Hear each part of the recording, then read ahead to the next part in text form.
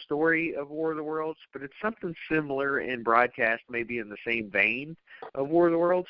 And one group, and I thought this was the best one. I don't know if it won. I can't remember because the website's no longer up, but it was fantastic. They did one from the Martians' perspective, which you wouldn't think to do, you know? Right. Oh, no, you wouldn't think to do that at all. That's something else. I love when you get to hear it from another point of view, you know, another person's interpretation of a classic story, you know. And that's, yeah, exactly. And that's one of the things that was cool about it is that, you know, it's coming from this Martian perspective, and I'm not spoiling anything because I'm not even sure anybody can find this anymore. The Martians, they come to Earth thinking that, you know, they come to Earth under orders. Sound familiar? Fucking Nazis. They come to Earth under orders. They're told to wipe out anything that's there and turn it into red weed. Now, if you know the original story of War of the Worlds, this red weed is basically like what they're turning our grass and all that shit into. So anyway, they're doing this, and as they do it, they start realizing, holy shit, there's life on this planet. And not only is it life, it's living, thinking life. You know, us is what they're realizing. So they're telling their commanders, they're like, you know, we're doing this, and we realize that there's life on this planet. Actual, like, what do you call it, Blake? I mean, there's a term for life like that, you know. Intelligent life? Yeah, I mean, it's intelligent life, but there's more. I think there's a better term for it that I can't think of right now. But you know what I mean. So anyway, They're telling their commanders that, and the commanders are like, proceed with plan. And it's like, you can feel that these Martians are like not happy about what they're doing, but they're doing it anyway. And it made me really feel like this whole argument about the Nazis, about what they were doing and whether they were just under orders or whether they wanted to do it, and whether it's even relevant, whether they wanted to or not. You know what I mean? Because they did it anyway. And that's the whole thing about these Martians.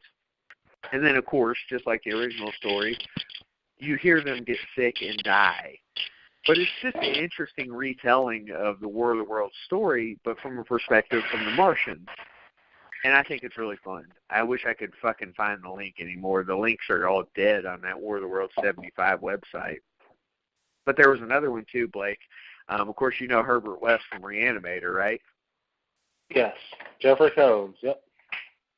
Well, somebody did a story where, so the Martians attack, and of course, Herbert West is somehow in the middle of this whole thing, and at the end of it, you know, it's a lot of comedy. And the end of it, though, like they find a tripod that's you know done its thing, it's fallen finally because they've been sick, and then when he gets in there, he's ready to do a dissection, and he's like, oh wait, this one's still alive. Get me my vivisection tools, and he's all excited because the Martian's still alive, and the story goes off the air with him drilling into the Martian, and you hear it screaming. Kind of great. But just good shit out there. I mean, there's so many just different things that this has influenced. Again, got to give props to H.G. Wells. Blake, I don't know if you've ever heard this before, but if you ever get the opportunity, you can also find this on the Mercury Theater website. There is a radio interaction between H.G. Wells and Orson Welles. It's the only time it ever happened. It's the first time and only time where they were, you know, able to talk to each other. And it was just really interesting to hear those two talk to each other. Oh, I don't doubt it, man. I don't doubt it. You know, I love that shit. But, Blake, I have to tell you, on Thursday last week, they did a radio broadcast of this, you know, War of the Worlds, but they did it with different people, you know, acting it out. I didn't get to go. I really wanted to. At one of our local theaters, I really wanted to go. I thought it would have been amazing. I didn't get to go. I feel sad that I didn't get to go. It's just been a busy time. But how cool is that, man? And there were different places, like somewhere in Indiana was doing like the actual broadcast of it live. I just think it's great that like it's still remembered and still honored after all this time, after 80 fucking years, dude. I know it speaks volumes about where people, people, how they come together over a certain thing like that. And that's another reason we love movies, films. They bring people together, even if it's just for one little, 2 hour, an hour and a half, 2 hour movie. For that time, you're all experiencing this together. All your reactions are 100% genuine. And it's the only time you'll ever be with those people in their room and experience that together. Because I guarantee you, each time you go see a movie, it's never like the first time you saw that movie. That's just like for me. The first time I saw that on Elm Street is a lot different than the last time that I saw it. You never forget your first. You know what I'm saying? Mm-hmm. When it comes to that. And that's something, 80 years later, we're still talking about an hour-long radio drama that, swept the nation and influenced countless books and short stories, television series, you name it. I mean, look at V. Martians come to Earth, masquerading as good guys, and then end up wanting to harvest the planet for its workforce because their own home planet is dying. And there you go. It's a total homage to War of the Worlds in its own way. And also there's some, Nazi Germany allegories in there too, with the uniforms and the way the visitors look and how they act and such. But again, those influences, clear as crystal, plain as day, they're there. Absolutely. And, I want to throw out one more adaptation that I wasn't even aware of. Last year, November 12, 2017, there was a new opera based on War of the Worlds that premiered at Walt Disney Concert Hall, and it was on the streets of Los Angeles. The music was composed by Annie Gosfield, who was commissioned by the Los Angeles Philharmonic, directed by Yuval Sharon, and narrated by, check this out, Sigourney Weaver. The opera eliminated the boundary between concert hall and the city streets.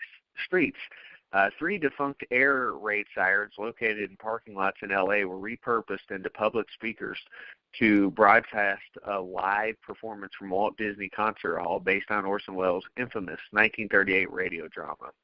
I think that's kind of awesome. Just, Sigourney Weaver even. I mean, these people know where all this fucking greatness comes from. You know what I mean?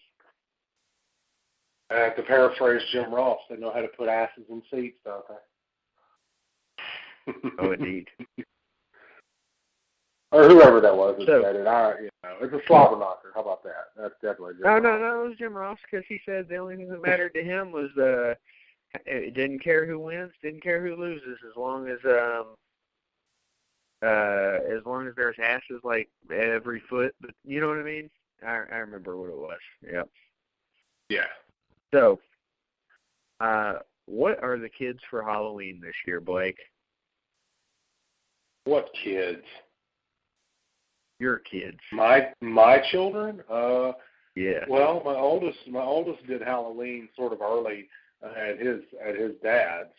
My youngest, again, with him being so young, we didn't really go out and do a Halloween thing this year because, even the churches and even the community centers and places like that were doing trunk or treats, they're wanting to do that at like 6 o'clock. So you go pick up a 4-year-old from daycare, go get him home, get him dressed up in his costume, take him out there, do some candy, then leave. What time are you looking at? You're looking at least 8 o'clock, if not 9 o'clock. And then you got an angry child who's tired, who wants the candy that you're not going to give him because it's too close to bedtime.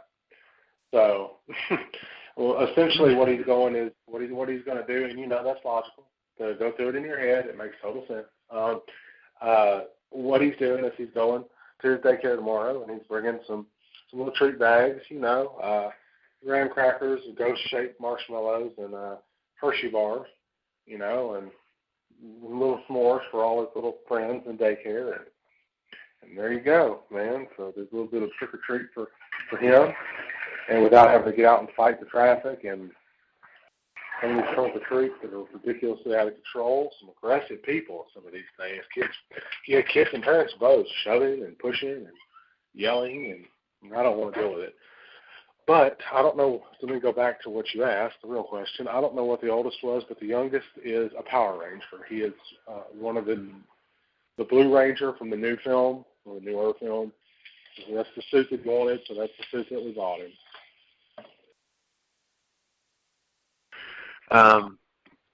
Let's see. Isla tonight was Winifred Sanderson from Hocus Pocus. Wife did a hell of a job with that.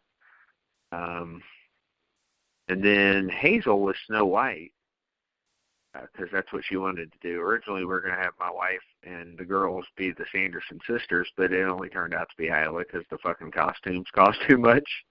They really do. It's like costumes are expensive. Yeah, costumes are ridiculously expensive. But please give my regards to Mrs. Desmond for her fine work. I haven't seen it yet, but I know by the way you're talking about it that I'm sure she made it super memorable for them as you did, because you guys love your kids, and your kids are ridiculously, disgustingly cute. I hate it because every time I see them, I want to hug them, and my wife will try to play with them at random shows that I'm doing and random shows where I meet you guys. She'll walk up and be like, I know those babies, and just like proceed to like pick up your kids and play with them. I'm like, Lisa, you can't do that. It's not in this politically and socially charged climate right now. You cannot walk up to somebody you don't know and touch their kids. And she's like, but I do know them through you. What? She knows me. It's all good. She knows me. Oh, I know. I just bust her Hazel's ass about it, you know.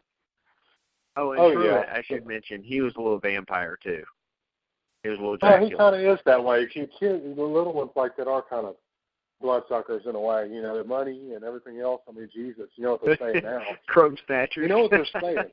You know what they're saying, man. If you take Truett and raise him to 18, no college, just I know he's going to go. Mom and Dad are going to force him. I know that. Or they're going to, you know, push for it. But just say you don't pursue him to college. Say you raise him from birth to 18. $245,000 on average to raise a child from birth to 18 with no college. Oh, Lord. Fuck that. That'll make you want to drink on it. Oh, good thing I'm already drinking, or else I'd be more upset. There you go. There you go. He's gonna be like, damn it! I wish Blake would have never called into this show. Did you see that? I took Isla to see Hocus Pocus at the theater the other day. No, I didn't. I haven't, to be honest. This is the first time in a while that I haven't really been on Facebook, man. I've been busy every week shipping books. I've made friends with the post office. And I bet you have. Spent a lot of time there. So I haven't really been on Facebook all that much. I've seen a couple of things, but I haven't seen anything recent. But I did not know that you took us to see the movie. That's awesome. Question for you. Yeah. Have you seen the new Halloween yet? No, I have not. That doesn't mean I'm not going to. It doesn't mean I'm not going to. What it means is that with a wife about to have an extreme surgery like she's about to have, and not be working, it's going to be November the 14th. And they're talking. Well, I'll put it to you this way: the doctor's already given her it's so intensive that they've given her at least 3 weeks off, if not 6 weeks. Oh my. So it's a big deal. So that's sort of because I canceled my Las Vegas appearance because of that news, and because of that happening, because I needed to be here for her because she was so upset that she couldn't go, and she's just in a lot of pain, man. So I couldn't. It wouldn't have been right of me to, one, make her go and drag her through all of that, and two, go by myself because, one, I've already been to Vegas by myself and I had a great time, but I wanted to experience it with her, and two, it wouldn't have been fair for me to leave her at home hurting and me be off somewhere because I would not have been able to have a good time. You know, so as much as it pained me, and a lot of fans were like, wow, man, I was really looking forward to seeing you. And I was like, yeah, I know. Family comes first, buddy. Yeah, I mean, and my fans are family to me, and, like that too. I mean, I would not expect a fan that has had surgery or been sick to hop out of the hospital bed or out of the sick bed and come out to see me while they're still hurting. Of course not. Your health is precious. You only get to live this life once. Take care of yourself. Open other opportunities. And And you know, so that's I sort of canceled all, you know, that, and then, you know, I haven't canceled anything else, but